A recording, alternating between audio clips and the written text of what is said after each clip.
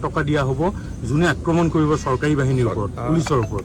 আপোনালোকে জানে যে ট্ৰাইবেল বেল্ট এণ্ড ব্লক যিখন আইন সেই আইনখন গোপীনাথ বৰদলৈ কংগ্ৰেছ দলৰ মুখ্যমন্ত্ৰী হৈ থকা অৱস্থাত এই আইনখন প্ৰণয়ন কৰা হৈছিল আৰু নিৰবিচ্ছিন্নভাৱে ট্ৰাইবেল বেল্ট এণ্ড ব্লকত সন্দেহযুক্ত লোকসকল আহি সোমাইছে আৰু যিসকল লোক আহিছে তেওঁলোক ভূমিহীন নহয়, ওচৰৰে বুঢ়া বুঢ়ী গাঁও, তেওঁলোকৰ নিজৰ ভোটাৰ লিষ্টতো নাম আছে, মাটিও আছে।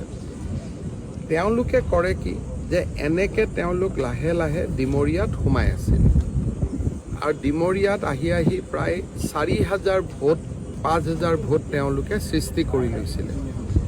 2 বছৰ 3 বছৰ 4 বছৰ পিছত সেইটো এটা 20-25 হাজাৰৰ এটা ব্লক হৈ যায়।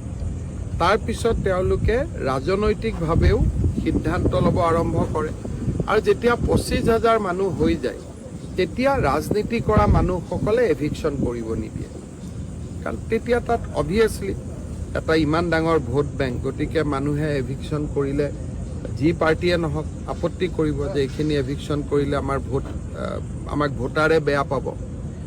আৰু এই যে মাতি লৈ আহে, কিছুমান দালালে মাতি লৈ আহে। আমি সোণাপুৰত দালালখিনি আমি আইডেণ্টিফাই কৰিছোঁ, তেওঁলোকক আমি এৰেষ্ট কৰিম।